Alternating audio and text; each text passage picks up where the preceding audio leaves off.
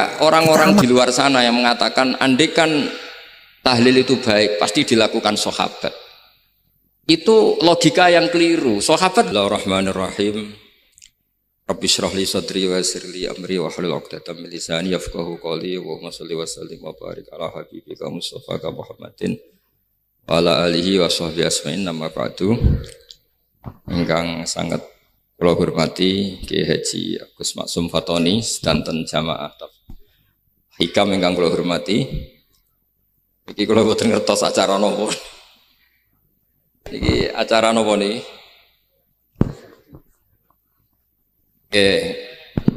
Nggih ngaos niki kula insyaallah ngaos 20 menit. Terus boten iki dirungokno tenan niki. Terus kula cerita kitab Hikam niku dikarang oleh masyhure disebut Ibnu Athaillah As-Sakandari. Niku muridipun Abul Abbas Al-Mursi. Ya, muridipun sinten? Abul Abbas Al-Mursi.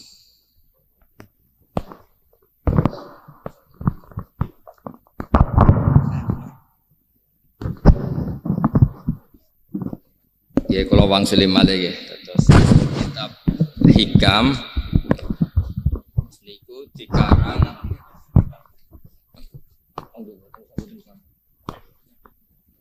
kitab menurut napa-napa. Terus kula wangsuli malih nggih. Terus kitab Hikam niku dikarang oleh Ibnu Athaillah napa As-Sakandari. Terus beliau adalah murid dari Abul Abbas Al-Mursi. Abul Abbas ini murid saking Abil Hasan Asy'ari. Nah, engkang menginspirasi perilaku ulama di Indonesia khususnya itu adalah tulisan-tulisan utawi madhab-madhab utawi pilihan-pilihan maslak thariqah ingkang dipegang kalian Abul Hasan sinten Asy'ari. Jadi niku nggih nguntungno tiyang Jepon. Madhab ini ora diunik. Terus di antara yang diceritakan Syekh Abul Hasan Asy'ari, nate suatu saat ada seorang wali, di mana-mana wali itu nggih selerane namung kepengin parek pangeran, mboten kepengin dosa. Singkat cerita si wali ini berdoa di multazam, tempat paling mustajab, ya Allah, takdirkan saya supaya saya tidak pernah dosa lagi. Jadi ndonga supaya ora iso dosa meneh. Iku jawabe pangeran, fa aina ad'u ghufrani. Wong iku nek ora dosa iku sifat ghafur ku ora nganggur. Kok Allah niku wis kadung di sifat ghafur, zat sing akeh napa ngapurane. Dadi umpama donya iku ora ana dosa, iku sifat ghafurku terus piye? Dan niku sing dadekno tiyang boten terus seneng dosa niku boten, tapi seneng arep-arep rahmati Allah Subhanahu wa taala meskipun keadaannya nate napa dosa. Kemudian itu jadi madhab yang membedakan ahli sunnah dan tidak ahli sunnah. Kamane dadi gerakan ekstrim. Ini ku ahli sunnah ciri khasnya niku mbok wong tahu dosa kaya apa tetap dianggap Islam. Ada kelompok ekstrim khawarij sing darani wong nak dosa niku berarti wis napa ka. Jadi itu efeknya luar biasa dari madhab-madhab itu. Lalu kenapa madhab Abul Hasan Asy'ari yang kita pilih? Karena kalau orang Islam kamu kafirkan, niku mboten ketemu, cara akal niku mboten ketemu. Nggih cara berpikir kita, masyhur Abul Hasan Asy'ari ngendikan, wong iku nak kafir mulai cilik nganti 70 tahun. Kalau baleni malih nggih, tiyang kafir cilik ngantos 70 tahun. Itu kan menjadi mukmin itu hanya dengan melafadzkan apa? Syahadat la ilaha illallah Muhammadur Rasulullah. Niku hadhil kalimah, kalimah satu ini. Kalimah syahadah niku. Niku saged ngilangi kekafiran 70 tahun. Artinya kalimat ini adalah kalimatun dakhala fihal kafiru al-islam atau kalimatun sara bihal kafiru musliman. Ini ngaji rileks, ini tanamkan di hati. Ini adalah kalimat yang orang kafir saja menjadi muslim, hanya sekali dilafadzkan. Masa lalu dengan kalimat yang sama tiang muslim menjadi kafir. Ini pun buatan ketemu akal. Makanya madhab takfiri, madhab gampang mengkafirkan orang itu jelas madhab yang enggak ada rujukannya sama sekali, enggak ada pegangan ilmiahnya sama sekali. Wong kafir wae dadi Islam, mosok wong Islam dadi kafir. Mau perkara tahlilan ning kuburan. Gara-gara tahlilannya nyekel patok dianggap napa? Kafir. Mergo dianggap njaluk napa? Jaluk bae, jaluk kubur. Mulane dawuh Said Muhammad masyhur itu diterjemah di seluruh bahasa di dunia. Wong-wong sing ngafirno iku mbok yo sekali-kali nginceng. Nginceng iku ngrungokno. Lho kula nu sampean tahlil iku yo ora seneng. Kadang sing tahlil yo rada kurang ajar. Kula niku yang ben nak mati, nak sing tahlil nang Jepun niku ora seneng. Mergo yo rada sombong lah wong tahlil iku yo kadang rada sombong. Misale ngaten, kula kiyaine jenengan. Dungane ngene, ya Allah, ini guru saya. Ingkana muhsinan fazid fi ihsani. Kalau dia baik, itu ya tambahlah kebaikannya. Mosok murid muni gurune baik itu kalau itu kan ngenyak uang. Ini soleh-soleh permanen dianggap napa? Jadi dungane itu ngeper ingkana muhsinan fazid fi ihsani. Wa ingkana musian fatajawas anhu. Misalnya kalau dia orang buruk, kalau beliau orang buruk yang kau maafkan. Maka orang-orang di luar sana yang mengatakan andekan tahlil itu baik, pasti dilakukan sahabat. Itu logika yang keliru. Sahabat gak mungkin kan nahlili Kanjeng Nabi ngendikan ingkana musinan. Sido kafir ngoten nggih mboten. Lah wong Kanjeng Nabi kok apike di ngendikano ingkana, ini kok kafir. Wong Nabi kok ingkana, andai. Saiki pertanyaannya gini. Kita sebagai kiai, sebagai guru, ku murid nak tahlil ya rada kurang ajar sithik.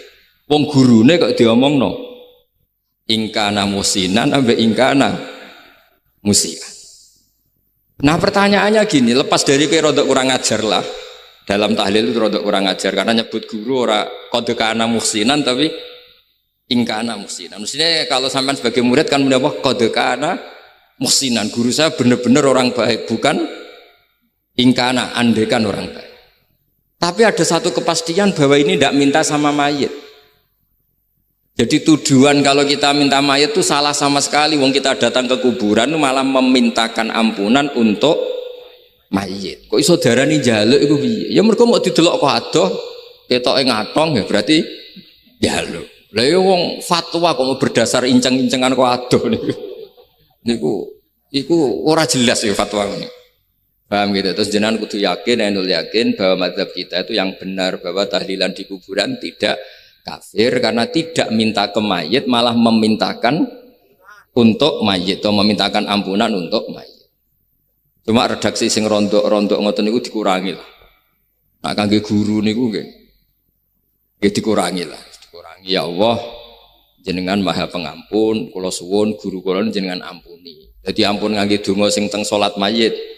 Nah salat mayit itu kan memang ada sanatnya, memang semua bentuknya seperti itu. Tapi nek ning kuburan kalau betul nanti itu ngotong Mbah Mun ngoten, ya Allah ini guru saya, engkau anugerahkan beberapa ilmu, beberapa amal yang manfaat untuk orang banyak. Kula suwun jenengan tampi, jenengan zat sing Maha Pengampun, jenengan ampuni. Dan boten ngangge ingkana ini, angen-angen muga aku dadi kiai ini tersinggung. Murid orang ajar, masuk darani gurune apik iku andekan. Tapi berhubung ra paham ya alhamdulillah ya tahlil yang Wali Songo ya buanter-banter nganggo mik. Lah sing kene paham ya rada risi, piye?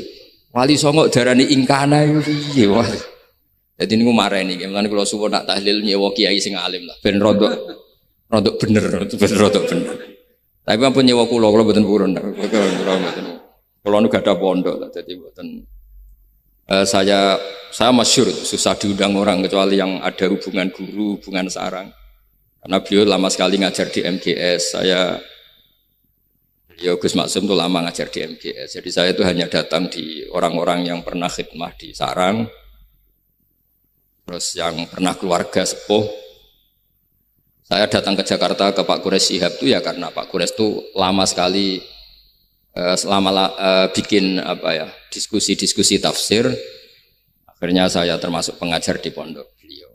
Jadi faktornya ya hanya karena itu, bukan yang lain. Terus kalau suwun jenengan kedah yakin kalau faham takfiri yang memudahkan mengkafirkan orang lain itu faham yang salah. Karena itu bahaya. Terus bahaya kedua secara fikih. Secara fikih itu nanti repot. Kalau nanti di salah satu seminar itu sudah mau zuhur, ketemu satu narasumber yang gampang mengkafirkan orang. Itu separuh masjid, kebetulan mereka banyak yang bisa ngaji itu terus gak sholat zuhur. Gak sholat zuhur. Tanya sama mereka, lu kok tidak sholat zuhur ini sudah masuk waktu? Kan sholat hanya wajib untuk orang muslim, kita akan kafir. Ya karena dikafirkan tadi kan, kalau kita akan dikafirkan. Akhirnya gak kafir, sholat. Efek dari mazhab itu panjang. Kalau betul faham mereka itu betul, berarti yang sudah kafir, orang kafir itu wajib sholat enggak? Enggak kan, itu malah panjang kan, karena terus menjadikan orang Islam tidak tidak sholat. Nanti ke masjid tidak boleh, orang kafir nggak boleh masuk masjid. Itu efek fikihnya panjang. Jadi kalau suwun mazhab Abil Hasan Asyadzili niku dipegang. Nah itu mazhab beliau itu implementasinya di teng kitab Hikam nih. Karena Hikam itu putu murid yang paling bisa mengimplementasikan, menjelaskan cara pandang mazhab Abul Hasan Asyadzili sing dados thariqah Syadziliyah. Terus ketiga, itu cara pandang itu detail. Detail itu jelimet. Mesti sampean ora kepikiran. Misalnya begini. Ketika ada orang salah jenengan marah, itu sebenarnya karena salahnya apa karena hal yang lain? Normalnya orang itu berpikir karena salahnya, itu keliru cara Abul Hasan Asyadzili. Pasti kamu marah itu karena ada hal lain. Misalnya kayak pembantu, elek, kriting, mecahno gelas, mesti langsung gua ngamuk. Alasannya mecahno gelas. Tapi nak sing mecahno iku wong ayu, kowe iso ngamuk. Kowe iso ngamuk wong ayu. Mecahno gelas lah. Kok gelas lemari, rasa gelas. Sama. Kamu janjian sama orang, wongnya nyulayani janji, mesti mbok maki-maki. Katanya jam 10 kok udah datang gini-gini. Nah, tapi kalau yang terlambat itu wong sing ngutangi kowe iso ngamuk orang sing ngutangi kowe. Atau sing terlambat itu komandannya, atasan kamu. Atau kiainya. Artinya gini, ketika kamu marah atas nama terlambat, itu sebetulnya karena terlambat atau karena hal lain. Nah, maksiat juga gitu. Cara pikirannya Abul Hasan Asyadzili, ketika kowe roh misalnya cawe itu maco naik ninja atau apa, mesti kowe darani wah luput suwuk. Tapi nak dikandani, niku putune jenengan. Mesti langsung ya Allah jenengan sepunten. Jadi sebenarnya kita kebencian sama orang lain itu karena kebetulan itu tidak keluarga kita. Coba kalau itu keluarga kita, pasti kita mikir ulang. Kowe gedeng wong ra salat, mesti sebabnya dua. Satu tidak sholat, dua kebetulan itu tidak anak kamu. Kalau itu anak kamu pasti istighfar berhari-hari untuk dimaafkan Allah, bukan maksud no. Tapi kalau orang lain kowe, pertanyaannya sebetulnya kamu benci itu karena tidak sholatnya apa karena plus dia tidak anak kamu? Nah itu pikirannya Abul Hasan kowe ngamuk itu gelas pecah, itu perkara itu pecah gelas apa plus yang pecah elek. Nah itu pecundang kita, itu cara pikiran Abul Hasan. Kita ini pecundang itu enggak fair, apa? Betul fair. Nah itu terus beliau diantaranya punya cerita Nabi Ibrahim itu pernah diangkat ke Allah di alam malakut. Di alam malakut kemudian ini ada di kitab Hikam juz 2 halaman 4 yang di bab ini yang saya baca. Ini cerita terakhir nih, bantu pun sampai tak ngaji suwi-suwi ra mesti paham, aduk sediluk. Nak sediluk kan dia alasan, kenapa ora paham? Salah Gus Pak mulangi sediluk. Anak suwi sampean ra paham malah ribet kan? Diulang suwi ra paham goblok tenan berarti kan gitu. Nah ini untuk menjaga harkat dan martabat niku ngajine sediluk mawon dan takoki malaikat. Kenapa ora paham? Saleh Gus Pak ngajine sediluk. Jadi duwe napa? Alibi lah gak ada napa? Pembelaan. Nabi Ibrahim itu diangkat di alam malakut.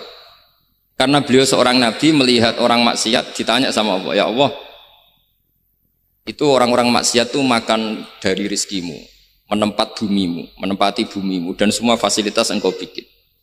Lalu menurut kamu gimana Ibrahim? Ya bunuh saja, matikan saja. Sama Allah dituruti. Melihat lagi ada maksiat yang berbeda, selalu Nabi Ibrahim usul itu dimatikan. Jadi Ibrahim pernah jadi garis keras lagi, keras sekali. Lalu suatu saat Nabi Ibrahim itu disuruh nyembelih Ismail. Disuruh nyembelih apa? Ismail. Baru disuruh nyembelih Ismail, Nabi Ibrahim tanya, loh ini anak saya ya Allah, ini samratu fuadi, ini buah hati saya, kenapa engkau nyuruh menyembelih? Secara ngetikane pangeran, apa kamu tidak ingat ketika tak angkat di alam malakut beberapa hambaku kamu usul supaya tak bunuh? Cara Jawane, cara Jepone kuwi ora rasane dadi aku. Aku iku pangeran sing gawe aku enak wae usul-usul kon mateni jare. Saiki gentenan, saiki anakmu sembelih. Rumang samu aku dadi pangeran gak sayang mbek kaula. Kowe tak dadekno nabi ku kon dakwah ora kon mateni. Nabi Ibrahim nangis. Nah inilah perbandingan bagi kita. Sebenarnya saat kita benci maksiat, itu sebetulnya di hati kita itu tidak hanya maksiat. Kita ada fairnya. Plus itu ada orang yang terkait dengan kita. Jika misalnya mau wangkel, misalnya penyanyi sing piye mau wangkel. Suatu saat penyanyi ku WA kuwe, masa aku ya gelem dadi bojomu, ilang mangkelmu kan. Jadi pecundang, kita ini sebenarnya pecundang. Nah, syukur-syukur memang makom kamu sudah tinggi. Memang benar-benar benci karena maksiat. Paribasane wayu gelembok rapi tetap mangkel. Tapi saya tidak yakin. Soleh-soleh seperti ini imannya sampai seperti itu tidak yakin. Dan saya kalau yakin begitu berarti keyakinan salah itu salah dan bodoh itu, karena itu nggak terbukti. Makanya ini kitab baru kalian kitab hikam, karena ini acara ngaji hikam kula waos.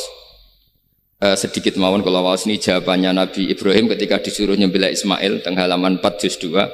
Allahumma hadza waladi wa samratu fuadi wa ahabbun nasi ilayya fasami aqailan yaqul ama tadhkurul lailah allati sa'alta fiha ihlaka abdi awama ta'lamu anni rahimun bi ibadi kama anta syaqiqun bi waladik. Jadi Ibrahim, anak kamu sembelih. Kata Ibrahim, ini enggak mungkin Gusti, ini buah hati saya, kenapa engkau minta ini tak sembelih? Apa kamu tidak ingat pernah mengusulkan saya menghabisi sekian hamba saya? Kalau kamu bisa sayang anak kamu, saya juga sayang hamba-hamba kue enak we.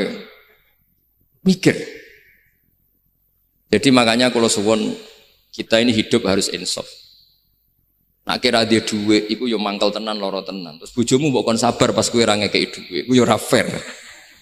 Yes ben ngamuk. Satu kelihatan cerdas. Memang kondisi nggak punya uang itu harus ditanggapi dengan marah, masa diapresiasi. Pinter mas, kowe saiki dadi wong zuhud. Wah ya ribet. Wah ya ribet kan, wes jos mas sampean. Saiki ra duwe dhuwit, sampean dadi wong zuhud, wong waroi. Tapi udah mati bareng saiki.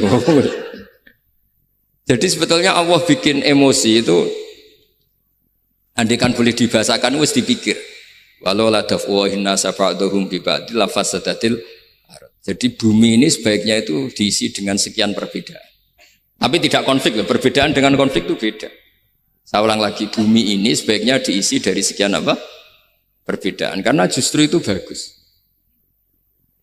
Saya itu berkali-kali bilang, andaikan tidak ada pikiran kedua, ini dunia ini sudah rusak. Harus ada pikiran kedua. Misalnya ono wong kok terlalu apik mbek kanca, mesti bojone sampet, wong gak men ngopi mbek kancane, ra tau ngapi mbek bojone. Tapi kalau ngopi mbek bojone terus, mesti kancane sing sampet. Wah, jok rabi lali kanca. Ribet. Manusa itu ribet. Kados kula dugi mriki ini hormat Gus Maksum. Nggih mungkin tok ganjaran. Tapi untuk dosa sithik-sithik ninggal pondok. Jadi ya sudah. Ya mau tidak mau, karena memang hidup itu tidak banyak pilihan. Ada orang sering ibadah di masjid sholat, itu ya bagus. Tapi dia pasti tidak baik dalam sistem sosial. Umpama wong soleh kabeh ning masjid, itu dunia akeh sing mati. Karena tidak ada tim SAR paling murah. Loh iya kan, wong kecelakaan, itu penolong pertama itu orang yang di masjid apa sing tukang ning dalan-dalan. Artinya sing ning masjid iktikaf mesti ra duwe ganjaran nulung wong kecelakaan. Artinya ada kebaikan yang pasti nggak bisa dilakukan orang yang sedang di masjid.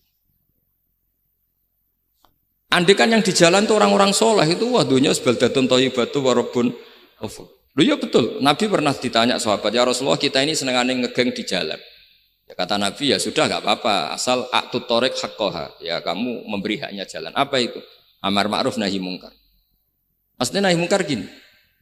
Misalnya di bus itu ada orang soleh mayoritas, itu sing nyopet ya wedi, mergo mesti ditabuki wong akeh. Kalau yang di perapatan wong soleh kabeh, sing beda itu ya isin. Mergo sing perapatan wong soleh kabeh. Masalah iki ra soleh kabeh, kemari ribet kan gak soleh kabeh. Jadi sebetulnya Indonesia itu aman kalau yang di jalan tuh soleh semua karena perempuan lewat gak diganggu, ada copet gak berani, semuanya aman. Maka di Islam itu menyebut kebaikan itu jumlahnya banyak sekali. Tidak bisa kamu wah hebat-hebatnya wong sing nang masjid terus, tidak bisa seperti itu. Andai kan semua orang di masjid, nah ono kecelakaan pertama yang nolong siapa? Nah ono wong golek alamat tuh takok sapa kabeh ning jero masjid. Ribet kan? Nah, makanya ini Quran bikin aturan wala taq'udu bikulli siratin tu'iduna wa tasudduna an sabilillah. Yang enggak boleh itu duduk di jalan sambil mengganggu atau mengancam hal-hal yang baik. Tapi kalau duduk di jalan justru membantu hal-hal yang baik, maka ini disyariatkan oleh Islam. Jadi ini kita harus mulai mikir ya. Jadi walhasil ngendikane kitab hikam, bayangkan yang maksiat itu anak kamu, istri kamu. Pilihan kamu itu memaafkan dan minta dimaafkan oleh Allah. Tapi ketika orang lain kamu minta supaya dilaknati Allah, ini tidak fair.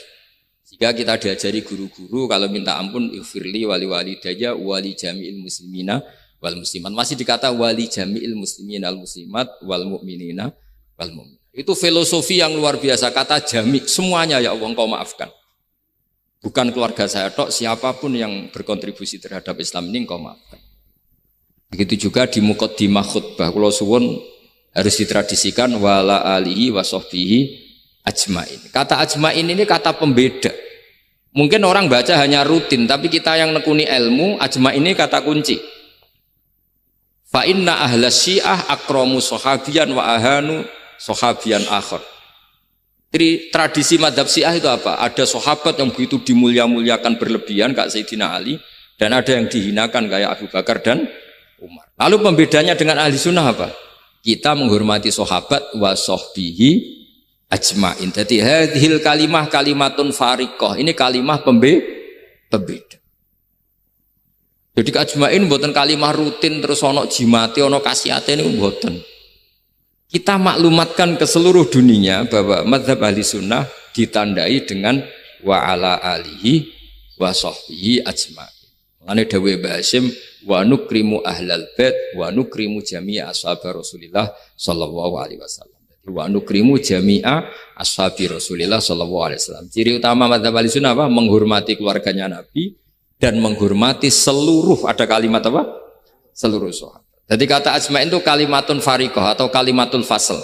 Kalimat yang membedakan mana madhab syiah dan madhab ahli sunnah apa? Itu kalau jenengan ngaji teng Gus Maksum napa teng Ki Haji Maksum, di antara madhabnya sinten? Nabi Ibrahim yang diceritakan Abul Hasan apa? Asyadili, kebencian kepada maksiat, kita semua pasti benci maksiat. Tapi gak fair kan, yang satu kamu laknati, yang satu kamu doakan. Ujung-ujungnya apa? Ada unsur hadun nafsi. Kalau yang terkait dengan jenengan mbok dongakno di sepuro, nah yang enggak ada terkait mbok pasutno. Ini kan tidak fair, padahal sama-sama apa? Maksiat.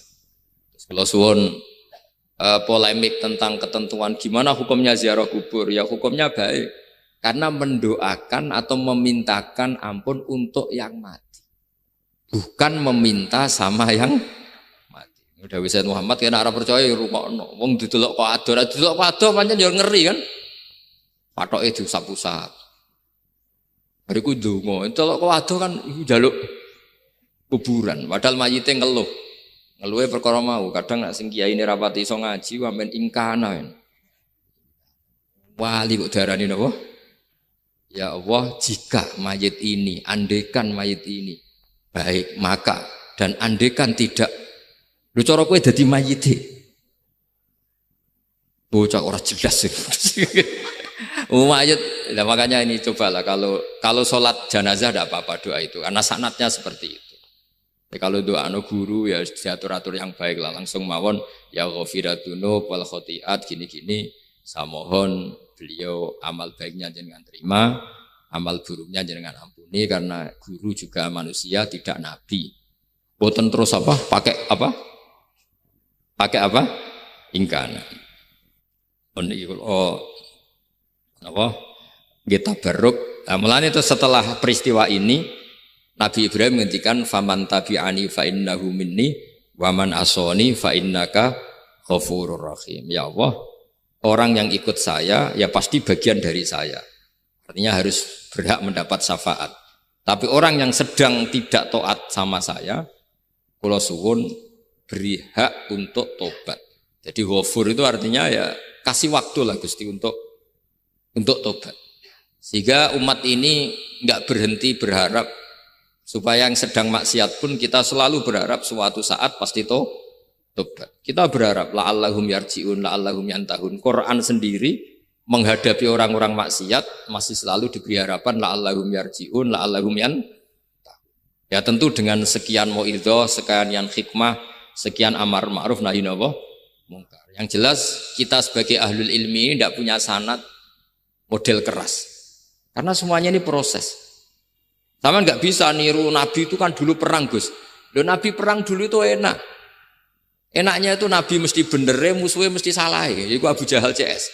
Saiki kowe perang kowe ora mesti bener. Musuh ora mesti salah. Terus kabeh tegas piye oleh tegas wong padha ora jelas. Riyen tegas kan gampang, Nabi mesti bener, musuhnya mesti salah. Kan penak. Anak sampean, wah sampean masih macake santri ini. Cara tukaran mbek tanggamu ora mesti tak bela. Ya mergo ora mesti bener. Wong bapak anak cerita kula, ana imam masjid sepuh, istiqomah geger mbek pengurus takmir. Ya kadang bener sing cah nom-nom. Kaya imam masjid sing sepuh iku ndekne paling sepuh kudu dadi imam terus jare bapak. Iku istiqomah apa mau digenteni wong liya. Itu banyak alumni sarang, alumni Pelosok Lirboyo nganggur gara-gara sing tua itu mau digenteni. Nah, tapi misalnya kok sing nom ambisi ya salah, wong ono sing sepuh kok sing nom ambisi hidup itu udah banyak pilihan. Artinya gini loh, di wilayah istihad, di wilayah mikir itu potensi salah itu ada. Ya wow, kayak nak abot keluargamu mesti sering ninggal bojo. Nah abot bojo mesti mengabaikan ibu kamu, saudara kamu. Nak ngono sing imbang Gus. Rai-rai pas-pasan wangel imbang. Ndak segampang itu ngelola keseimbangan itu ndak gampang. Karena hidup itu wakana bena dzalika qawama itu ngukurnya ndak gampang. Kalau sampean sholat soft awal terus. Ini ada ulama yang kritik meskipun sholat awal paling apik. Kowe iku sapa kok ngarep terus koyok paling bener. Jebule kok ngarep jebule salah. Lah yo kan kuatah. Orang maksa sholat awal terus nang Mekah, jebule salah. Jadi ono juga wali yang kalau sholat tuh nang nggo guri ditakoki, "Kenapa kowe sering nggo guri?" Aku iku isin. Madhep pangeran kok hebat wae kok ngarep. Banyak juga cara pandang ini karena wilayah istihad. Napa wilayah napa? Wilayah istihad itu kayak iya kayak enggak. Makanya dalam masa misalnya gini contoh paling gampang. Kalau ada boto gaweane wong Rembang cek wong Blora, itu kan sering kena teletong dan teletong itu jadi materinya. Ono sapi ngising ning kono dibaro terus diolah jadi boto. Terus kemudian boto ini jadi masjid. Itu najis apa enggak? Najis kan karena disuci enggak bisa materinya najis. Itu hanya boleh di mazhab Abu Hanifah. Abu Hanifah itu mengatakan alatut tadir itu 3, air, turab, debu dan anar, api. Alasannya mazhab Abu Hanifah, orang mukmin yang dosanya banyak itu disucikan dengan api neraka. Berarti api itu min alatit tathir. Sebab itu botol yang sudah dibakar itu otomatis suci. Tapi saya berkali-kali fatwa, tidak boleh dikiaskan. Kalau kamu tidak ada air terus nyolder air, nggak boleh. Nanti ada orang mandi junub pakai api. Oh ya karu-karuan. Ya sudah. Contoh itu hanya gue botol mawon, no coba praktek no nak wudhu rano banyu berarti oleh nganggo solder ya ndak. Tapi itu kan ilmu itu ya seperti itu. Akhirnya beberapa materi yang dari najis asal sudah ngalami pembakaran itu cara madzhab Abu Hanifah dianggap suci kayak botol, kayak keramik atau peso. Dulu beberapa materinya peso ya kadang ada materi yang najis. Tapi ini sudah ngalami pembakaran, maka dihukumi suci. Mungkin kalau contohnya aja go wudu lah, semuanya pesan gua aja digo wudu, aja digo mandi junub. Misal iwak itu kalau besar, cara Syekh Nawawi Banten itu tae cek dianggap najis karena bentuknya besar. Sekian intikal madzhab Abu Hanifah, mun digoreng mun kena api, mun dibakar mun kena api. Jadi berarti mun apa? Suci. Nah itu jenenge madzhab. Jadi madzhab itu orang itu berpikir kemudian kayak iya kayak enggak. Makanya terus ada apa ijtihad. Nah, makanya dalam ranah ijtihad itu orang enggak boleh saling menyalahkan. Ya sudah itu sama-sama mungkin. Makanya kalau dalam ilmu usul fikih disebutkan ra'yuna shawabun yahtamilul khata' wa ra'yuka khata'un yahtamilus shawab. Pendapat saya itu benar tapi ya mungkin salah, pendapat Anda salah tapi juga mungkin benar. Ini yang menjadikan ahli sunnah wal jamaah itu fleksibel. Fleksibel itu rileks. Karena di luar masalah usuluddin, masalah tauhid, itu ya mesti begitu. Sampean sering silaturahim ning kanca-kanca ning dulur-dulur. Apik. Tapi takokno bojomu, wong kok amen lunga. Karena terus kadang silaturahim nak keseringan yo keliru. Silaturahim jam 09.00 wae wong kerja. Maksudnya piye? Ini kan makanya terus ada orang cara mencintai Nabi itu nggak pernah sowan. Ditanya, lo kamu itu mencintai Nabi kok udah pernah sowan? Ya karena kalau saya sowan ganggu Nabi dong. Nabi kan punya anak, punya keluarga. Kalau nemuin saya kan artinya nggak ngurusi anak istrinya. Dan itu menurut saya benar. Saya termasuk kiai yang jenis itu. Makanya kalau kamu sering sowan saya itu udah tak biji bagus, itu udah bagus ya. Itu pasti ganggu. Tapi misalnya seneng kok rasuan yo lucu, wong seneng kok ora tau sowan. Sampean milih ndi coba? Ya kan lucu kan? Lho sowan tuh mesti ganggu apa enggak? Ganggu. Tapi seneng kok ora tau sowan yo lucu kan? Nah itu istihad. Maksudnya istihad itu ya ada sahabat yang seneng Nabi itu enggak pernah sowan. Ya hanya datang ke masjidnya ikut jamaah, datang ikut jamaah, tapi enggak pernah sowan. Ada lagi sahabat yang kalau disuruh coba wajahnya Nabi itu kayak apa? Saya enggak pernah melihat. Padahal bertahun-tahun jadi sahabat. Karena ijlalan lahu. Saya sangat menghormati beliau sehingga saya merasa enggak berani melihat wajah. Tapi banyak juga sahabat yang detail mensifati beliau. Sampai hajibnya tahu, syaribnya tahu, semuanya tahu. Saking mencintainya, aku nak roh Nabi seneng delok. Sama-sama seneng, tapi cara mengimplementasikan nah itu wilayah-wilayah napa? Jadi kalau suwun terbiasalah dengan beda pendapat, dengan biasa mawon. Dan itu kita dilatih. Makanya wonten makalah masyhur ikhtilaful a'immah napa? Rahmah. Atau sebagian disebut ikhtilafu ummati rahmah. Umatku yang berbeda-beda. Beda itu bukan konflik loh ya. Beda pandang, beda sudut materi atau metode atau maslak. Niku semuanya asal ikhlas dan berbasis ilmu. Niku kabeh napa roh? Yes, ngoten mawon menami-lami. Assalamualaikum warahmatullahi wabarakatuh. Nah ini cobalah jadi etika kita, muhasabah kita. Jadi muhasabah itu cara berpikir kita set, kita pikir ulang. Ternyata semangatnya seorang nabi itu wastaghfir lidzambika walil mu'minun. Semangatnya itu memintakan ampun. Orang ahli tafsir tahu semua kalau nabi itu tidak mungkin dosa. Jadi itu khitabun nabi wa urida bihi ummatu, itu khitab nabi, tapi yang dimaksud itu umatnya, karena nabi tidak akan mengalami dzambun, tidak akan mengalami dosa. Sekarang enggak, kadang-kadang kita ini kalau orang lain salah itu semangat. Kalau di perusahaan ada teman salah, apalagi pimpinan salah itu seneng. Barokahnya salah bisa ganti. ganti kan gitu. Mungkin di dunia tokoh juga gitu, barokahnya ada tokoh salah, kita yang jadi populer sendiri, tidak boleh seperti itu. Kita harus salimus sodri di jami'il muslimin. Jadi ini harus dilatih. Saya tadi matur sama Habib Ahmad, latihan kita jadi hidup. Nabi itu kalau resep jadi wali itu kata Nabi gampang. Kata Nabi, kalau kamu ingin disenangin Allah, ya sudah. Kalau kamu asbahta, amseta, gini-gini, perasaan kamu, kata Nabi, jangan punya perasaan ghil sama orang muslimin. Itu sudah wadzalika min sunnati. Makanya Nabi ngendikan la yablughni ahadun an ahadin syai'an. Ada yang baca la yuballighni ahadun an ahadin syai'an. Seseorang jangan melaporkan ke saya tentang salahnya yang lain. Fa inni akhruju ilaikum wa ana salimus sadri. Karena saya ingin ketemu sampean semua dalam keadaan salimus sadri, tidak punya perasaan apa-apa.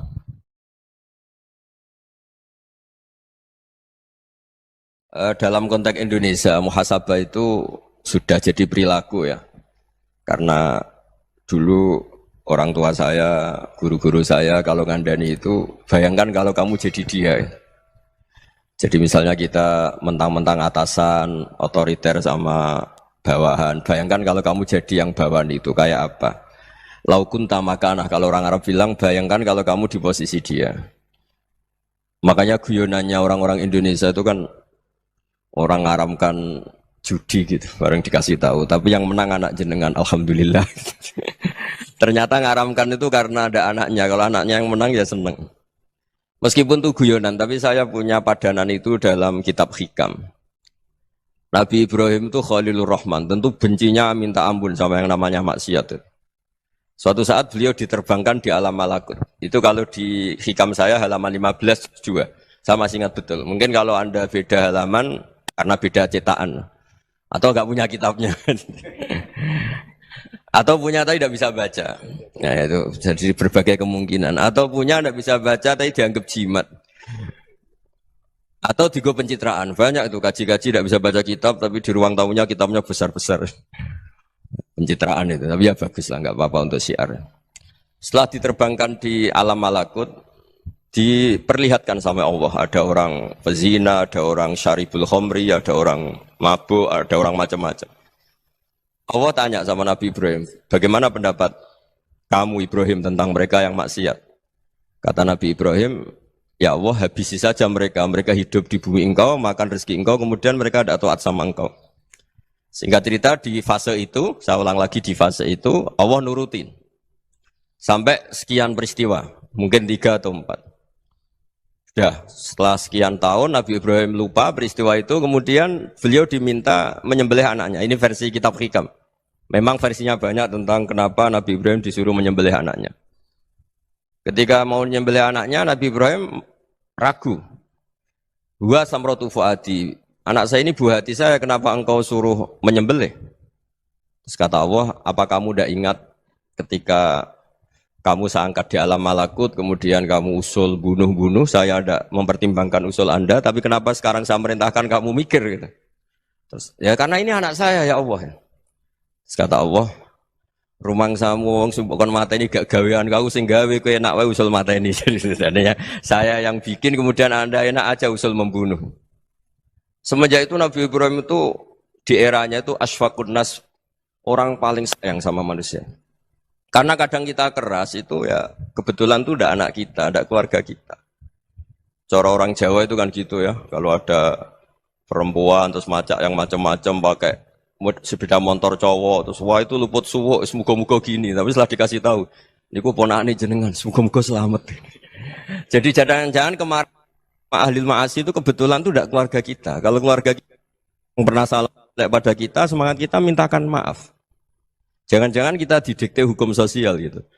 Jadi orang yang salah, kebetulan itu orang yang menservis kita. Atau keluarga kita, atau orang dekat kita. Jangan-jangan semangat kita mintakan ampun. Tapi kalau sama orang lain, kebetulan musuh kita semangatnya minta itu kena adab.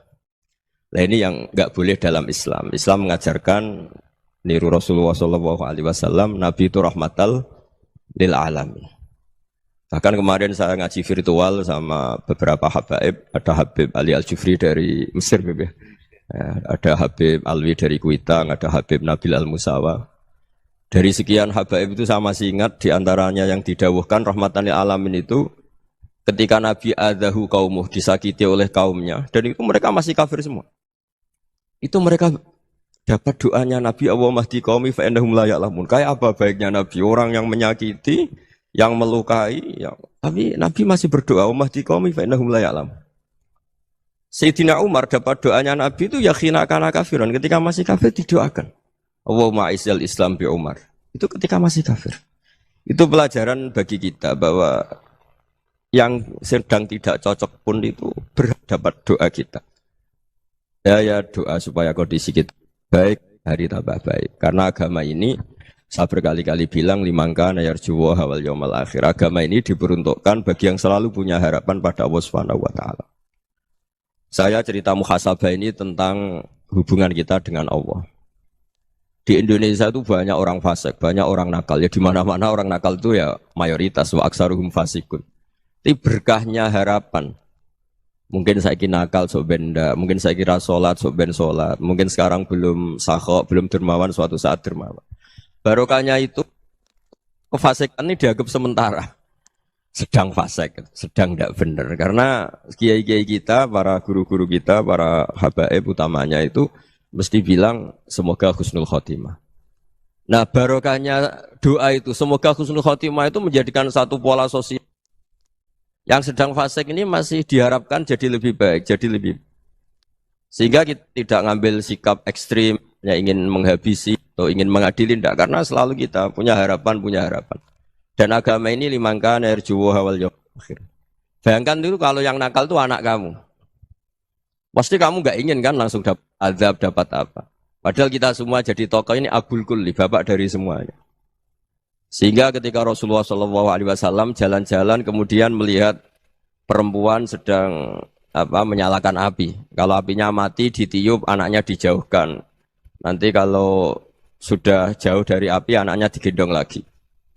Terus kata Rasulullah, matur ke semua sahabat, Aro'aitum anna hadih tarihatan waladaha alan nar. Apa kamu berpendapat bahwa perempuan ini akan melemparkan anaknya ke neraka? Tidak ya Rasulullah. Tidak akan seorang ibu melemparkan anaknya ke api. Terus kata Rasulullah, Allahu arhamu min hadih biwaladiha. Allah lebih rahman, lebih rahim dibanding orang tua ini kepada anaknya. Ini yang harus kita kenalkan terus, kita kampanyakan terus supaya orang hubungannya dengan Allah itu nyaman, asik. Sehingga dengan demikian selalu ada harapan bahwa yang sedang nakal ini suatu saat tobat. Kita tidak boleh menghukumi pasti begini, pasti gini, itu tidak wilayah kita.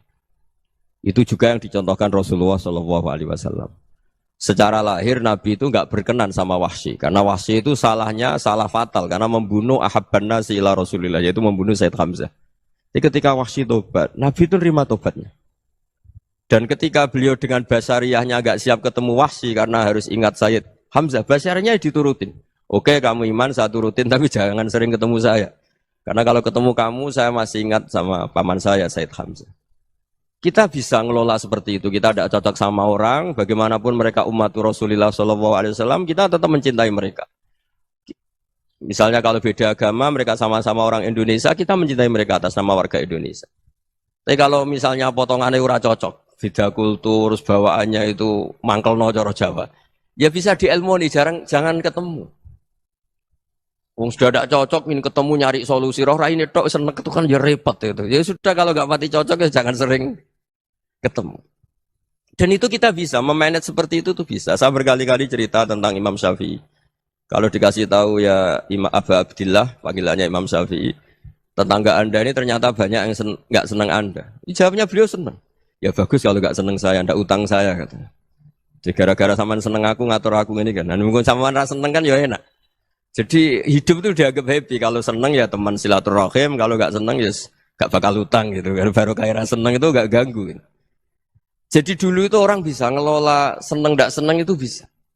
Karena ada kearifan hubungan dengan Allah Subhanahu wa ta'ala. Hidupnya selesai karena masyghul bi dzikrillah. Mereka sibuk dengan Allah. Makanya kata ulama-ulama tasawuf, kamu jangan melihat manusia perilakunya, tapi kamu juga harus ingat yang gerakkan semua itu Allah Subhanahu wa ta'ala. Dengan demikian kita farah, kita senang. Makanya Nabi kalau ngutus Anas bin Malik kemudian enggak kesampaian yang diinginkan karena Anas main, ketika garwa-garwane Nabi agak tersinggung, Nabi andikan Allah menghendaki yang saya inginkan kesampaian, pasti itu kesampaian. Jadi dianggap kegagalan Anas gak manggil yang dituju Nabi itu ya kersane Allah, ya enteng saja. Sayyidina Ali lebih parah lagi yang dialamin. Itu dalam beliau kalau dipanggil tuh gak cepet-cepet ke sana. Ketika ditanya, kenapa kamu tak panggil gak cepet ke saya? Amin tuh ukubatak. Karena aku tahu engkau orang baik. Orang baik itu pemaaf. Jadi makanya orang-orang soleh dulu itu bodoni itu. Makanya sekarang kalau ada orang bodoni itu mesti bidik orang soleh.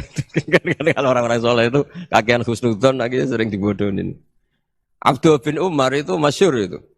Kalau ada budaknya sering sholat, sergap sholat itu dimerdekakan. Akhirnya enggak sholat pun pura-pura sholat. Akhirnya juga dimerdekakan. Ketika ditanya, kenapa engkau merdekakan? Padahal mereka sholatnya menipu engkau, kata pembisik-pembisik itu. Man khoda'ana lillah in khoda'na lah. Dia nipu atas nama Allah, berarti saat tertipu juga atas nama Allah. Enggak masalah dong, semuanya demi Allah Subhanahu wa ta'ala. Jadi ketika kita ketemu mensifati Allah Ta'ala itu ghafir. Allah pemaaf. Jangan kamu enggak fair untuk diri kamu nyifati Allah ghafir, pada orang lain Allah kamu sifati syadidul iqab. Jadi Allah kamu atur, kayak MC tadi ngatur saya. Jadi Allah itu apa? Kalau pada saya ghafir, kalau pada musuh saya syadidul iqam. Itu tidak fair. Kalau Anda punya harapan kepada Allah karena Allah Rahman Rahim, Allah Ghafir, sebenarnya Allah pada musuh kita ya bisa saja Allah Ghafir, bisa saja Allah Rahman Rahim. Sehingga kita melihat orang lain yang kita tidak cocok itu ya enteng saja. Itu min ummati Rasulillah sing tanaluhu syafa'atu, tanaluhu sa'atu rahmati, tanaluhu fair. Jangan dengan kita kayak mesti dapat rahmat, jangan orang lain kayak Allah pasti syadidul iqam, itu tidak boleh. Sehingga ketika ada orang Badui, singkat cerita orang Badui ini kencing di masjid, semua sahabat membentak dia. Yang enggak bentak hanya Nabi tok. Saking mangkelnya orang ini karena semua sahabat bentak kecuali Nabi. Setelah dibenarin Nabi, terus Nabi nyuruh sabbu ali dhanuban min ma'in. Setelah disucikan masjid itu, dia berdoa keras sekali. Allahumma arhamni wa Muhammadan wa la tarham ma'ana ahadan. Ya Allah, yang berhak dapat rahmatmu hanya saya dan Nabi Muhammad, yang lainnya jangan. Karena yang lainnya tuh jengkelin, gitu aja saya salah dimarah-marahin gitu. Jadi kalau kamu doa terbatas ya kayak orang Bedui ini, kayak orang Arabi. Apa kata Nabi? Laqad tahajjarta wasi'an. Allah yang rahmatnya luas menjadi kamu sempitkan. Karena kamu mau atur Allah hanya rahman pada Indonesian Power, pada NU, pada kita, yang orang lain enggak perlu dapat. Itu kan kasihan Islam, karena Islam terus enggak dimiliki semua orang. Allah enggak dimiliki semua orang, Rasulullah enggak dimiliki semua orang karena di NU, di ormas tertentu di enggak boleh seperti itu. Enggak boleh takhasyar tawasian, kata Nabi, enggak boleh mempersempit zat yang rahmatnya itu luas. Ini semoga etika ini kita pakai di Indonesia. Yang sedang fase kita harapkan lebih baik. Yang sedang enggak dapat hidayah kita doakan dapat apa? Hidayah. Masyhur kan, makanya tadi saya mohon sama Habib Ali supaya Habib Ahmad supaya tetap mahalul qiyam. Tabaruk sama Habib Ali di antara doa-doa di Simtud Duror masyhur itu antuqabilal mudhniba minnah bil ghufran wal musi'a bil ihsan. Jadi harapannya para habaib, para orang-orang baik dulu ya semoga yang dosa itu dimaafkan, yang sedang salah dibuka, bikin lebih baik. Nabi itu tugasnya juga gitu. Wastaghfir li dzambika walil mu'minina wal mu'minat. Nabi itu tugasnya juga memintakan ampun yang sedang salah. Nah ini cobalah jadi etika kita, muhasabah kita. Jadi muhasabah itu cara berpikir kita set, kita pikir ulang. Ternyata semangatnya seorang nabi itu wastaghfir li dzambika walil mu'minun. Semangatnya itu memintakan ampun. Orang ahli tafsir tahu semua kalau nabi itu tidak mungkin dosa. Jadi itu khitabun nabi wa urida bihi ummatu, itu khitab nabi, tapi yang dimaksud itu umatnya, karena nabi tidak akan mengalami dzambun, tidak akan mengalami dosa. Sekarang enggak, kadang-kadang kita ini kalau orang lain salah itu semangat. Kalau di perusahaan ada teman salah, apalagi pimpinan salah itu seneng. Barokahnya salah bisa ganti kan gitu. Jadi kalau mungkin di dunia tokoh juga gitu, barokahnya ada tokoh salah, kita yang jadi populer sendiri, tidak boleh seperti itu. Kita harus salimus sodri di jami'il muslimin. Jadi ini harus dilatih. Saya tadi matur sama Habib Ahmad, latihan kita jadi hidup. Nabi itu kalau resep jadi wali itu kata Nabi gampang. Kata Nabi, kalau kamu ingin disenangin Allah, ya sudah, kalau kamu asbahta wa amseta gini-gini, perasaan kamu, kata Nabi, jangan punya perasaan ghil sama orang muslimin. Itu sudah, wadzalika min sunnati. Makanya Nabi ngendikan la yablughni ahadun an ahadin say'an. Ada yang baca la yuballighni ahadun an ahadin syai'an. Seseorang jangan melaporkan ke saya tentang salahnya yang lain. Fa inni akhruju ilaikum wa ana salimus sadri. Karena saya ingin ketemu sampean semua dalam keadaan salimus sadri, tidak punya perasaan apa-apa. Karena kalau nurutin membisik, nurutin informasi itu ya repot. Karena orang pasti sepihak. Ada kiai yang top, datang ke kampung-kampung ning desa-desa. Kata yang seneng itu punya akhlak. Wah itu bagus orang besar datang ke kampung-kampung. Kata yang enggak seneng, oh itu jobnya kiai kecil kok diambil, itu kan ya kasihan itu kan sudut pandang. Makanya saya sering bilang, akal kita ini cukup untuk mentasdik Rasulullah Shallallahu Alaihi Wasallam. Meskipun perasaan kita kadang orang Jawa itu beda. Saya berkali-kali bilang sama peneliti dari Jogja, kenapa sih Gus para nabi itu kok poligami istrinya banyak? Nabi Dawud katanya itu berapa? Nabi Sulaiman malah jumlahnya agak terbatasin. Nabi Muhammad itu paling sedikit. Saya tanya gini, perempuan itu orang lemah, jadi kalau nolong orang satu gimana baik, kalau nolong orang dua ya lebih baik, ya sudah kira-kira seperti itu. Paling tidak akal kita masih tahu, kalau orang baik, itu kan mesti baik. Nolong orang satu baik, nolong orang dua ya lebih baik, nolong orang tiga lebih baik. Tapi kalau kamu orang nggak baik, satu saja kamu terlantarin, kamu miskinkan, kamu... Ya tinggal diukur kan, kalau orang baik, nambah baik. Tapi kalau orang buruk, tambah buruk. Nah itu akal. Akal kita bisa menganalisis kenapa sih nikah itu ada yang poligami, ada yang enggak. Ya sudah, ukur saja diri kamu. Misalnya kayak saya elek keriting, rabi terus. Memperbanyak wong elek. Orang perilaku netok, raine dadi elek kabeh gitu. Tapi nak kowe ku ganteng, alim, ganteng, sugih. Anake ganteng-ganteng, berhubung kowe saleh ahli swarga kabeh. Mertua yo bangga karena karir kamu meyakinkan. Ini mertua kamu aja enggak bangga mau nambah. Ipar gak bangga, mertua gak bangga, desa kamu yang kamu wayai juga gak. Beda dengan Nabi ketika nikah Juwairiyah itu gak ada pernikahan sebarokah Nabi dengan Juwairiyah itu Azharu Rasulillah. Di situ habis perang banyak tawanan gara-gara jadi besanya Nabi langsung dibebaskan semua karena Azharu Rasulillah. Sekarang besanya Kanjeng Nabi. Dulu Abu Sufyan mangkelnya bukan main sama Nabi. Gara-gara putrinya dinikah terus langsung jadi. Kalau kamu kan enggak, nikah satu, nikah lagi, satu kampung musuh kamu. Karena istri pertama ya cemburu, yang kedua agak bangga. Wah itu selesai itu. Dunia wal akhirah. Maksud saya, nganalisis Islam itu harus pakai akal. Dan akal yang dipakai, ini saya bawa ke kitab Ihya, adalah pikiran-pikiran para ulama. Makanya ketika Imam Ghazali ketika ditanya, fakaifa bi muslimin fasikin asawaha fi jami'i amri. Kalau kalian ketemu orang fasik, orang Islam tapi fasik, perilakunya enggak ada yang benar. Kata Imam Ghazali jawabnya lucu, aneh. Ma min muslimin illa wa islamuhu ta'ah. Tidak ada orang Islam kecuali dia mau Islam, membenarkan Allah dan Rasul itu sudah taatnya dia. Kok kamu tidak bisa melihat taatnya dia?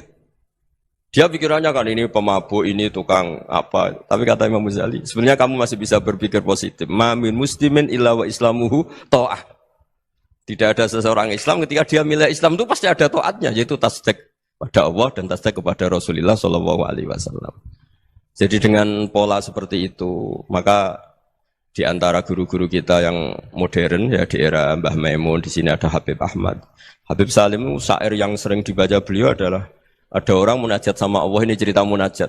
Itu orang itu ngendikan gini, ana mutnibun, ana mukhtiun, ana asi, huwa rahimun, huwa ghafirun, huwa afi.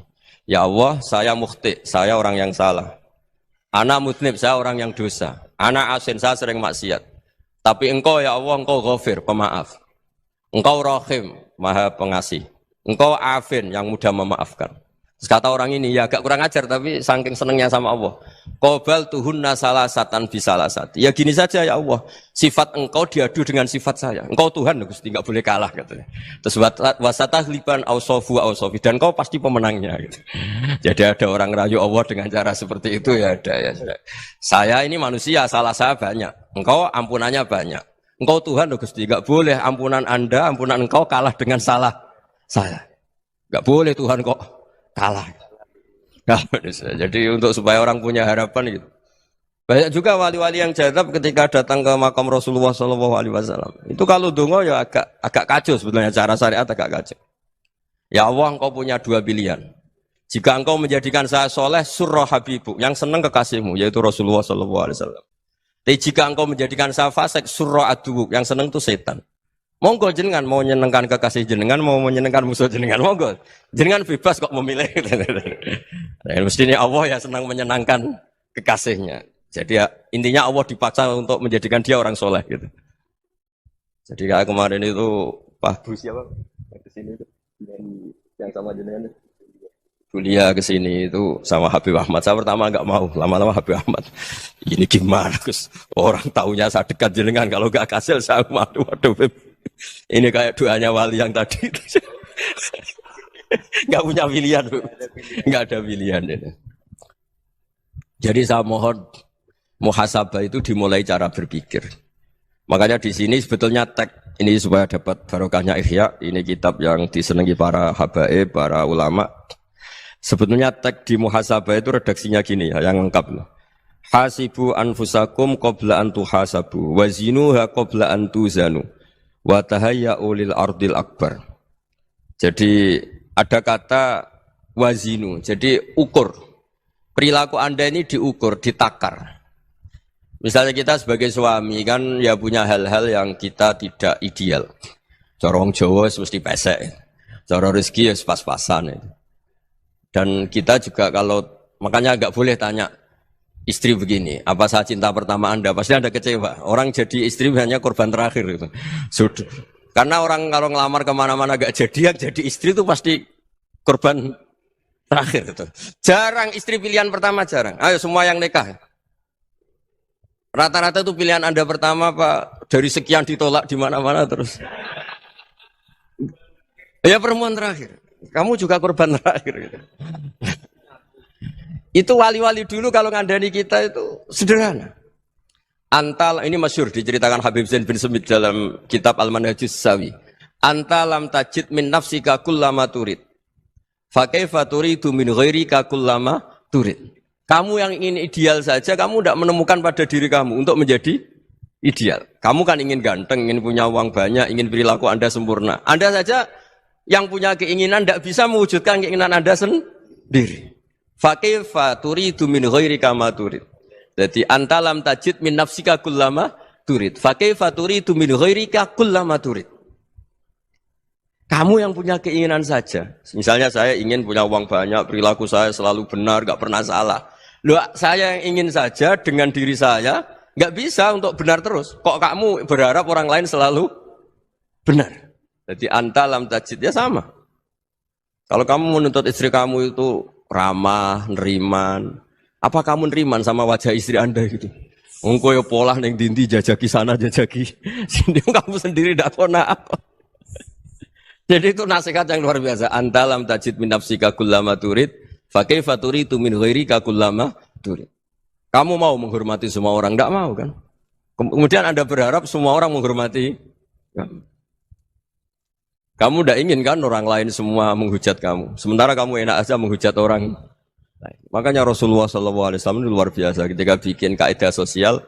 Apa la yu'minu ahadukum hatta yuhibba li akhihi ma yuhibbu li nafsi. Jadi kalau ukuran iman itu sederhana. Kalau sesuatu itu baik, nyaman bagi Anda, ya bayangkan itu pada teman Anda. Misalnya Anda bangun tidur sudah acak-acakan, nggak punya uang, utang jatuh tempo, kan nggak ingin ketemu orang. Ya kamu jangan bertamu ke jenis ini, karena dengan kamu yang alami juga gak siap ketemu orang. Makanya ada Habib Alim itu dilapuri sama seseorang. Beb, dulu teman saya itu ketika saya kaya itu sering main ke saya. Setelah saya miskin, mereka tidak main ke saya. Kata Habib itu bagus, sunnah Allah begitu itu bagus. Coba kalau kamu dulu kaya, teman kamu main kan kamu gaya. Di rumah ada makanan, bisa hormat kamu. Setelah kamu miskin jadi buruh manol di pasar atau buruh bikin boto, teman kamu datang, malu enggak kamu? Mendingan gak datang gitu. Akhirnya baru, oh ya alhamdulillah kalau gitu. Loh ya kan dulu teman kita datang, kita ada Alphard, istri cantik, rumah bagus. Lah kita miskin, buruhnya orang pas dibentak-bentak, teman kamu udah datang. Milih datang kamu enggak kalau setelah kamu jatuh? Enggak kan? Jadi barokahnya ilmu itu terus. Ya, tapi kadang-kadang orang tuh, wah setelah saya miskin teman-teman enggak kasih ke sini. Ya kalau kamu sudah jatuh, teman-teman kamu ke situ jadi tontonan. Ya mulai sekarang cara berpikir itu dirubah. Dulu yang namanya kiai itu kalau diundang orang itu ya agak-agak senang. Semenjak saya itu agak rubah. Ngundang kiai ngatur kiai itu tak haram-haramkan ya ada lumayan lah sekarang itu sudah mulai agak beretika. Dulu tuh ngundang tuh tanggalnya ditentukan, jamnya ditentukan. Enggak mikir apa kiai saat itu nganggur enggak. Punya wadifah enggak. Dia milih tanggal yang dia nganggur, enggak mikir masa itu kiainya nganggur apa. Enggak. Ya saya hanya cerita aja, kamu tersinggung ya monggo, boten nggih monggo itu kan.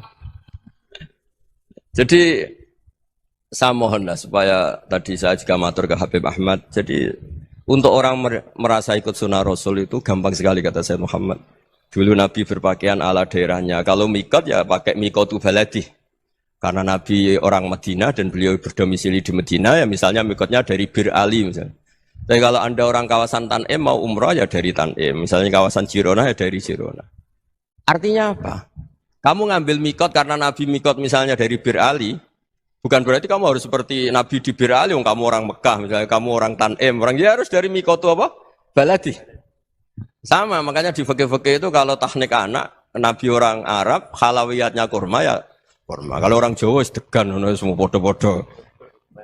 Ya, podo-podo manis. Jadi ini tabaruk sama Sayyid Muhammad, ini ada murid beliau, Habib Ahmad, sahabatnya. Supaya orang itu merasa ikut Nabi itu gampang sekali. Ini sahabatnya di halaman tadi, disaksikan Habib Ahmad 433 di kitab apa begini? Manhajus Salaf fi Fahmin Nusus. Itu kata Sayyid Muhammad wa kanat sunnatu Rasulillah annahu yat'amu ma yajiduhu fi ardi wa yalbasu ma yajidu wa yarkabu ma yajidu mimma abahu wa ta'ala. Fa man istamala ma yajiduhu fi ardi fa huwa al-muttabi' lis sunnah. Kama annahu hajjal baita min madinati. Faman hajjal baita min madinati nafsi fa huwa al-muttabi' lis sunnah wa illam takun hadhil madinatu tilka.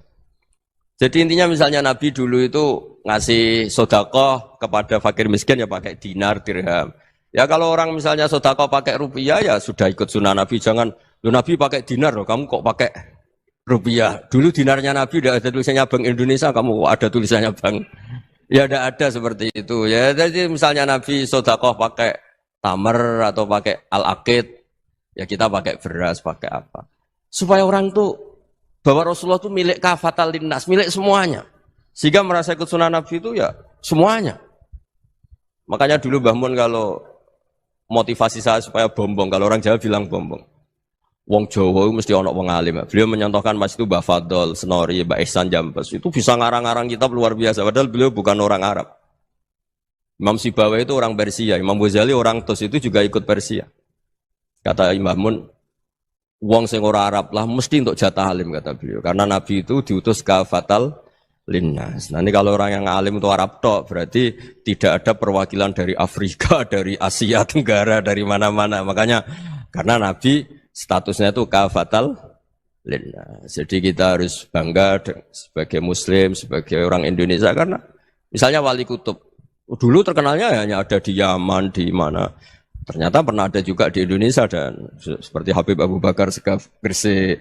Jadi ya artinya kan tetap orang Indonesia meskipun beliau dzurriyyah Rasul kan ya sudah orang apa? Orang Indonesia. Dzurriyyahnya Habib Ali Simtuduror sekarang di Solo. Jadi Indonesia juga dapat alawin banyak dari Sadatinal Alawin juga banyak. Jadi saya mohon barokahnya ngaji seperti ini. Melihat orang lain tuh gampang, bayangkan tuh kalau anak kamu. Makanya Nabi, nanti kalau nggak percaya lihat di Hikam nomor 15 di kitab saya itu. Di situ dijelaskan oleh Hikam, jangan-jangan semangat Anda pada orang yang maksiat, pada orang yang keliru supaya dihukum itu karena kebetulan itu udah anak Anda, itu udah keluarga Anda. Coba kalau itu keluarga. Makanya kalau saya guyonan di Jogja itu, ada pembantu mecahkan piring terus dimarahi majikannya. Saya mesti guyon gitu, pasti itu pembantunya tidak cantik. Kok bisa Gus? Andai kan cantik dan kamu senang mecahno piring satu, piring 1000 ora iso ngamuk kowe. Ternyata ngamuknya itu karena mecahkan piring apa karena plus tidak cantik? Coba jawab para lelaki ini. Kamu marah sama orang maksiat tuh karena maksiat karena plus itu udah anak Anda. Bayangkan kalau itu anak Anda. Itu hebatnya Rasulullah SAW karena kita yang salah pun kadung umatnya. Nabi tetap ngasih fasilitas syafaati li ahlil kabair min ummati. Kayak apa baiknya Nabi? Tidak ikut maksiat tapi ikut fasilitasi ngasih syafaat. Loh kalau li ahlil ibadah kan wajar. Nabi ketika ini syafaati li ahlil kabair min ummati. Ya karena tadi logika yang dibangun Rasulullah itu logika yang luar biasa. Kita semangat orang lain kena hukuman itu karena kita tidak punya ra'fah, tidak punya rahmah. Coba kalau Rasulullah yang bil mu'minina ra'ufur rahim, semangatnya itu mendoakan supaya tobat, mendoakan diampuni. Dan itu juga yang diperintahkan oleh Allah Subhanahu wa taala, wastaghfir li dzambika walil mu'minina wal mu'minat. Ya semoga barokahnya ngaji ini, barokahnya Habib Ahmad, barokahnya Maulid Simtud Duror, barokahnya semua kitab madaih tiba berjanji semuanya, barokahnya Ikhya, barokahnya Said Muhammad, barokahnya guru kita semua Mbah Maimun, bapak saya. Kita ini ngikuti manhaj, ya, ngikuti apa? Manhaj. Saya sering didhawuhi Mbah Mun, kenapa ihdinas siratal mustaqim bukan siratoka? Bukan jalan engkau ya Allah. Karena Allah itu enggak bisa kamu tiru. Allah itu tidak tidur, tidak makan, tidak kesel, tidak capek. Yang bisa ditiru itu siratal ladzina an'amta alaihim. Yang bisa ditiru manusia ya niru manusia. Karena Allah itu tidak bisa ditiru. Makanya ihdinas siratal mustaqim siratal ladzina. Dan niru siapa? Niru guru-guru kita.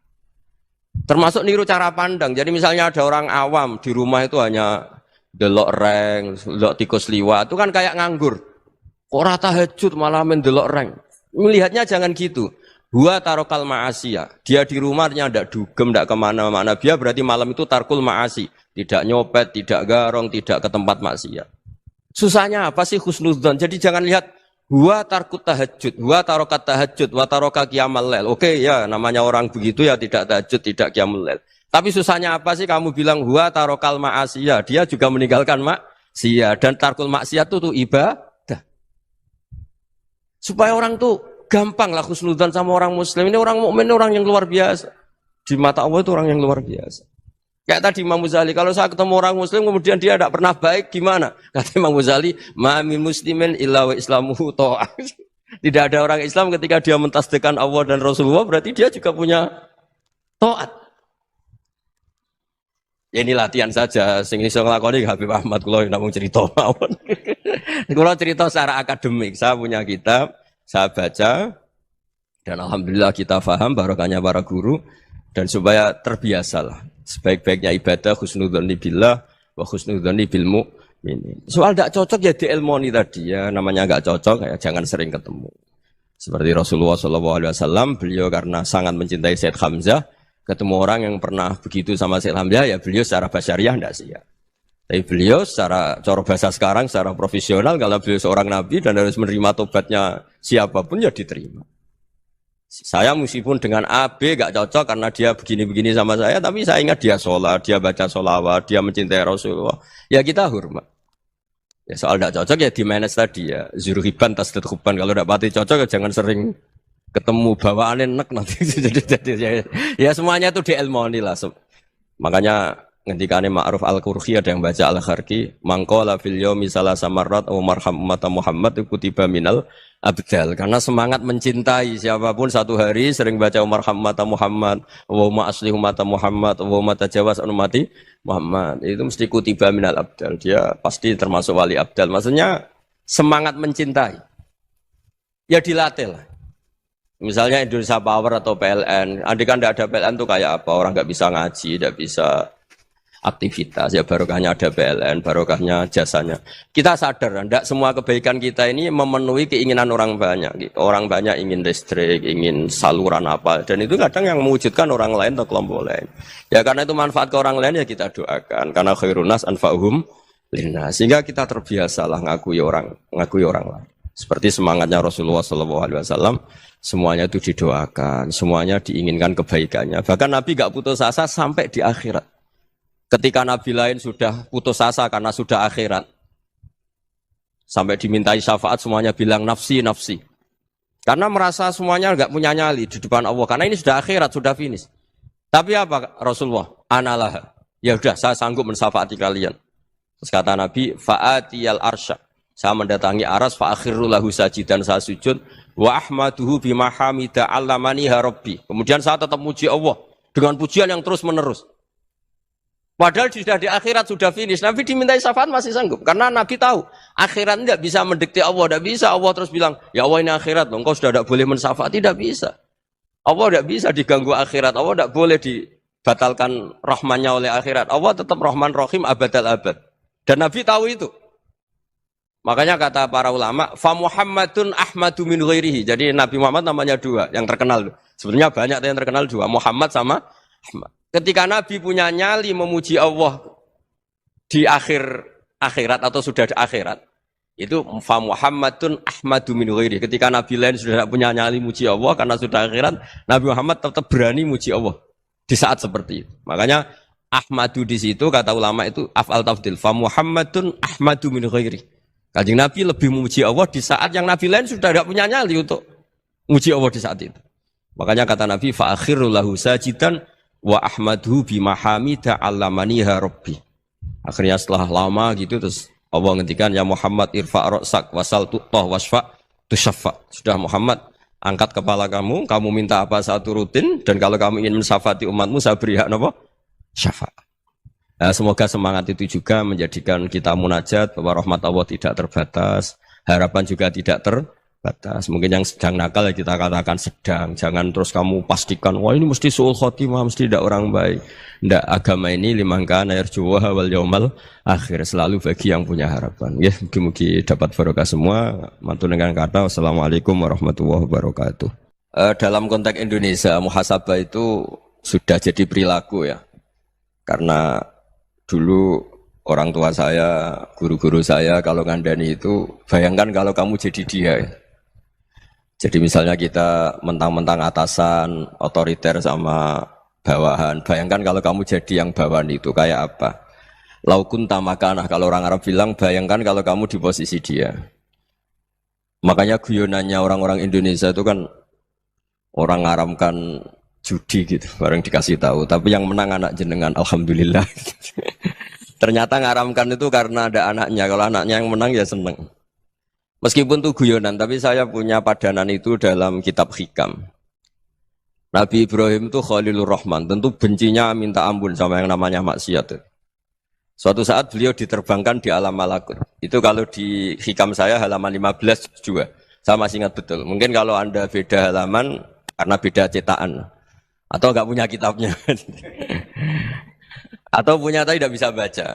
Nah itu jadi berbagai kemungkinan. Atau punya tidak bisa baca tapi dianggap jimat. Atau digo pencitraan. Banyak itu kaji-kaji tidak bisa baca kitab tapi di ruang tamunya kitabnya besar-besar.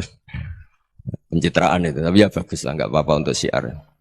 Setelah diterbangkan di alam malakut, diperlihatkan sama Allah. Ada orang pezina, ada orang syaribul khomri, ada orang mabuk, ada orang macam-macam. Allah tanya sama Nabi Ibrahim, bagaimana pendapat kamu Ibrahim tentang mereka yang maksiat? Kata Nabi Ibrahim, ya Allah habisi saja mereka. Mereka hidup di bumi engkau, makan rezeki engkau, kemudian mereka tidak taat sama engkau. Singkat cerita di fase itu, saya ulang lagi di fase itu, Allah nurutin. Sampai sekian peristiwa, mungkin 3 atau 4. Sudah, setelah sekian tahun Nabi Ibrahim lupa peristiwa itu, kemudian beliau diminta menyembelih anaknya. Ini versi kitab Hikam. Memang versinya banyak tentang kenapa Nabi Ibrahim disuruh menyembelih anaknya. Ketika mau menyembelih anaknya, Nabi Ibrahim ragu. Huwa samratu fuadi. Anak saya ini buah hati saya, kenapa engkau suruh menyembelih? Terus kata Allah, apa kamu tidak ingat ketika kamu saya angkat di alam malakut, kemudian kamu usul bunuh-bunuh, saya ada mempertimbangkan usul Anda, tapi kenapa sekarang saya merintahkan kamu mikir gitu. Terus, ya karena ini anak saya ya Allah. Terus kata Allah, rumang samu wong sumpukon mata ini gak gawean kau sing gawe kowe enak wae usul mata ini. Jadi sebenarnya saya yang bikin, kemudian Anda enak aja usul membunuh. Semenjak itu Nabi Ibrahim itu di eranya itu asfaqun nas, orang paling sayang sama manusia. Karena kadang kita keras itu ya kebetulan tuh udah anak kita, ada keluarga kita. Cara orang Jawa itu kan gitu ya, kalau ada perempuan terus macak yang macam-macam pakai sepeda motor cowok terus wah itu luput suwuk, semoga-moga gini. Tapi setelah dikasih tahu, niku ponakane jenengan, semoga-moga selamat. Jadi jangan-jangan kemarin ahli ma'asi itu kebetulan tuh udah keluarga kita. Kalau keluarga kita yang pernah salah pada kita, semangat kita mintakan maaf. Jangan-jangan kita didikte hukum sosial gitu. Jadi orang yang salah, kebetulan tuh orang yang menservis kita. Atau keluarga kita, atau orang dekat kita. Jangan-jangan semangat kita mintakan ampun. Tapi kalau sama orang lain, kebetulan musuh kita semangatnya minta itu kena azab. Nah ini yang nggak boleh dalam Islam. Islam mengajarkan niru Rasulullah SAW, Nabi itu rahmatal lil alamin. Bahkan kemarin saya ngaji virtual sama beberapa habaib, ada Habib Ali Al-Jufri dari Mesir, ya. Ada Habib Alwi dari Kuitang, ada Habib Nabil Al-Musawa. Dari sekian habaib itu saya masih ingat diantaranya yang didawuhkan rahmatan lil alamin itu ketika Nabi adahu kaumuh disakiti oleh kaumnya, dan itu mereka masih kafir semua. Itu mereka dapat doanya Nabi Allahumma hdi qaumi fa innahum la ya'lamun. Kayak apa baiknya Nabi, orang yang menyakiti, yang melukai, tapi Nabi masih berdoa Allahumma hdi qaumi fa innahum la ya'lamun. Sayyidina Umar dapat doanya Nabi itu yakhina kana kafiran, ketika masih kafir didoakan. Allahumma aisyal Islam bi Umar. Itu ketika masih kafir. Itu pelajaran bagi kita bahwa yang sedang tidak cocok pun itu berdapat doa kita. Ya doa supaya kondisi kita baik, hari tambah baik. Karena agama ini, saya berkali-kali bilang, limangka nayarjuwa hawal yawmal akhir. Agama ini diperuntukkan bagi yang selalu punya harapan pada Allah Subhanahu wa Ta'ala. Saya cerita muhasabah ini tentang hubungan kita dengan Allah. Di Indonesia itu banyak orang fasik, banyak orang nakal. Ya di mana-mana orang nakal itu ya mayoritas, wa aksaruhum fasikun. Tapi berkahnya harapan. Mungkin saya kira nakal sok benda, mungkin saya kira sholat sok ben sholat, mungkin sekarang belum sakhok, belum dermawan, suatu saat dermawan.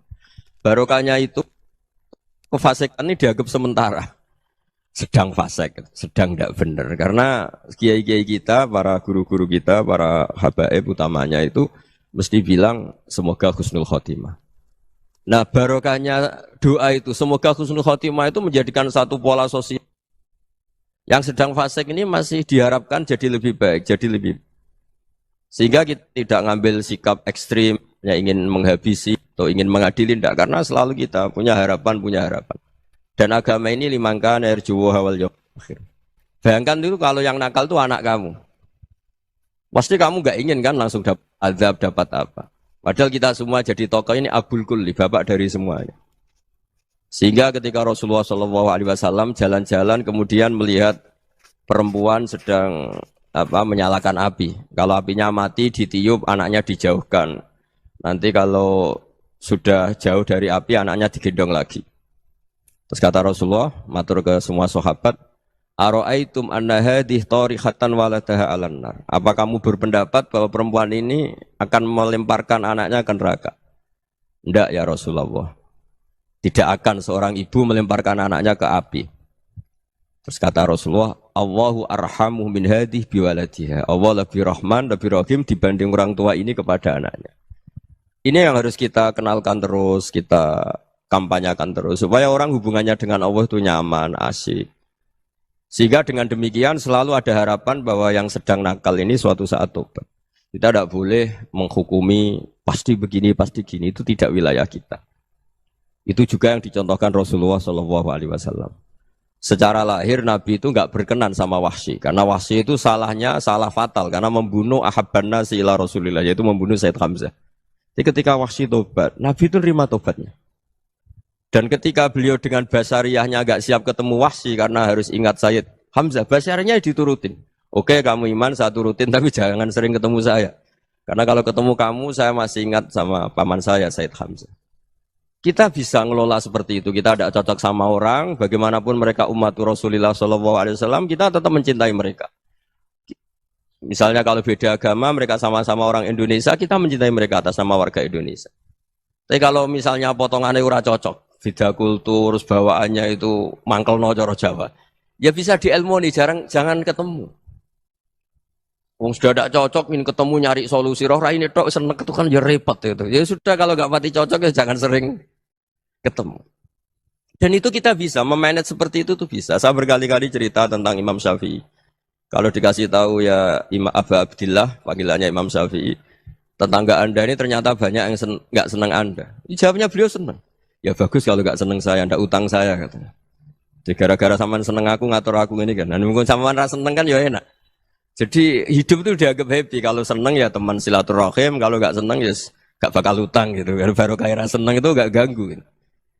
Jadi dulu itu orang bisa ngelola seneng nggak seneng itu bisa.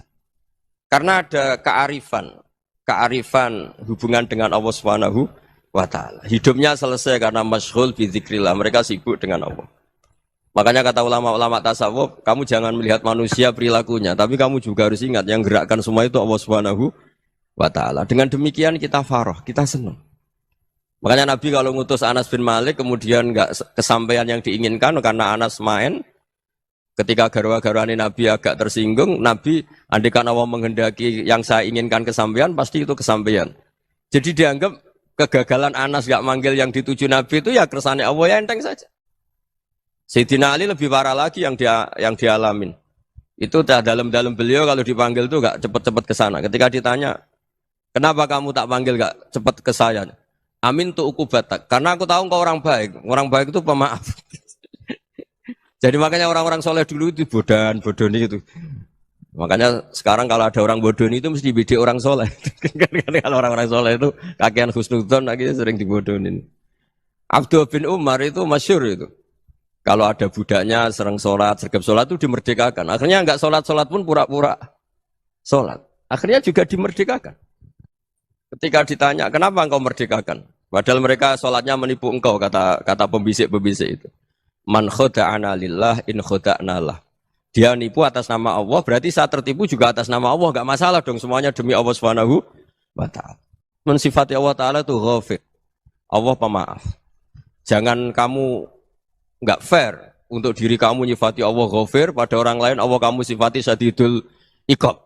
Jadi Allah kamu atur, kayak MC tadi ngatur saya. Jadi Allah itu apa? Kalau pada saya ghafir, kalau pada musuh saya syadidul iqab. Itu tidak fair.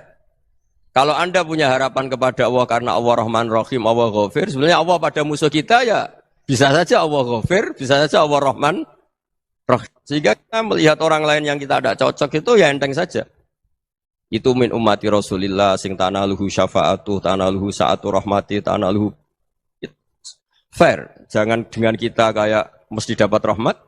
Jangan orang lain kayak Allah pasti syadidul iqab. Itu tidak boleh. Sehingga ketika ada orang Badui, singkat cerita orang Badui ini kencing di masjid. Semua sahabat membentak dia. Yang enggak bentak hanya Nabi tok. Saking mangkelnya orang ini karena semua sahabat bentak kecuali Nabi. Setelah dibenarin Nabi, terus Nabi nyuruh sabbu ali dhanuban min ma'in. Setelah disucikan masjid itu, dia berdoa keras sekali. Allahumma arhamni wa Muhammadan wa la tarham ma'ana ahadan.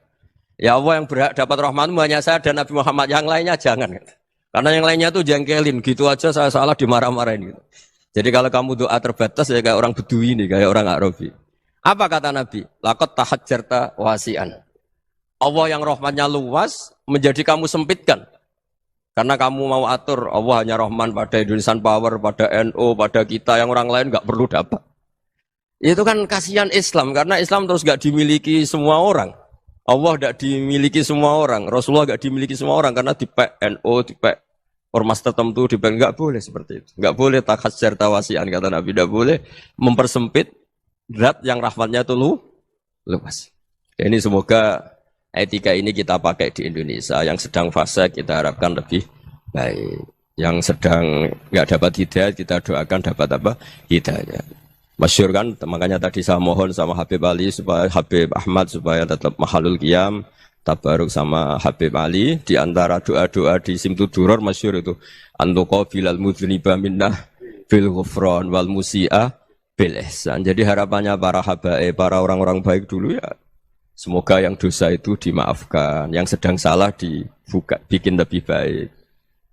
Nabi itu tugasnya juga gitu. Wastaghfir li dzambika walil mu'minina wal mu'minat. Nabi itu tugasnya juga memintakan ampun yang sedang salah.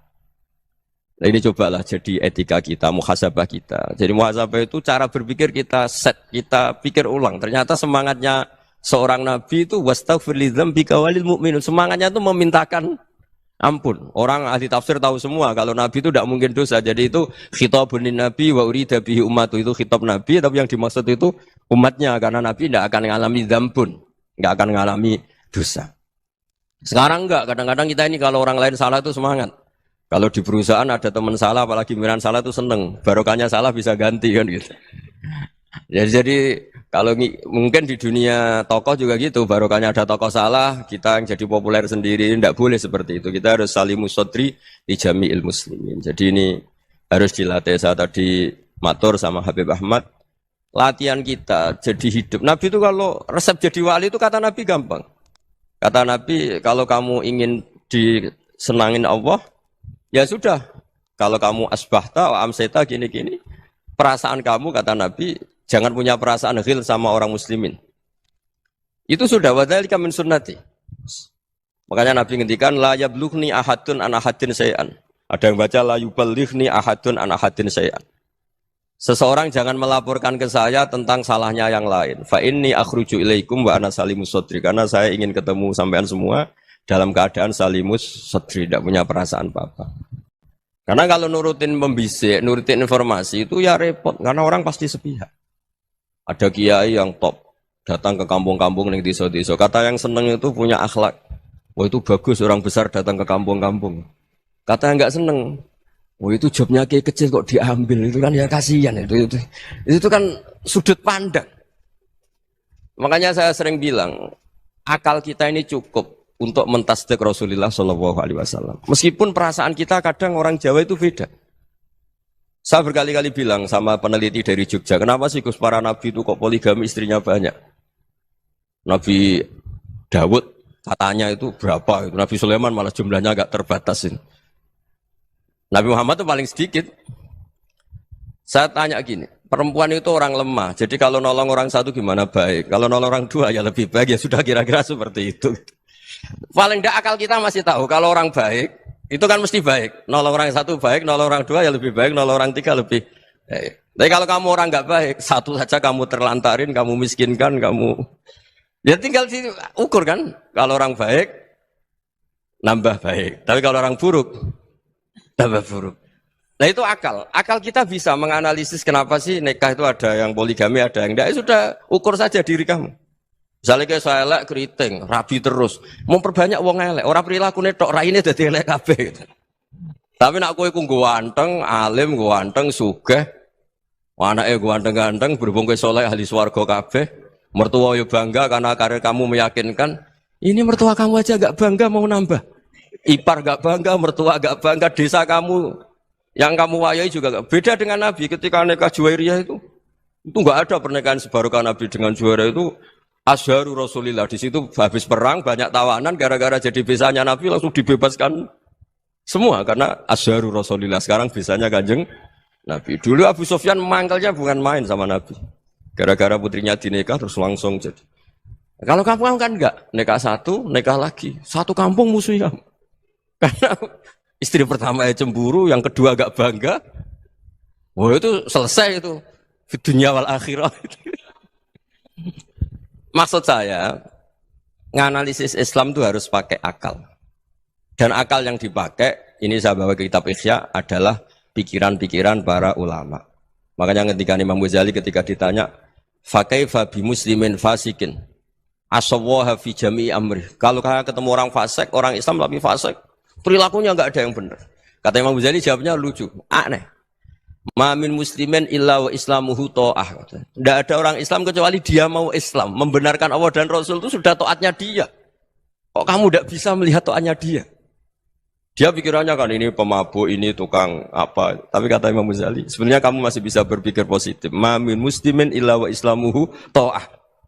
Tidak ada seseorang Islam ketika dia milih Islam itu pasti ada taatnya, yaitu tasdik pada Allah dan tasdik kepada Rasulullah Shallallahu Alaihi Wasallam.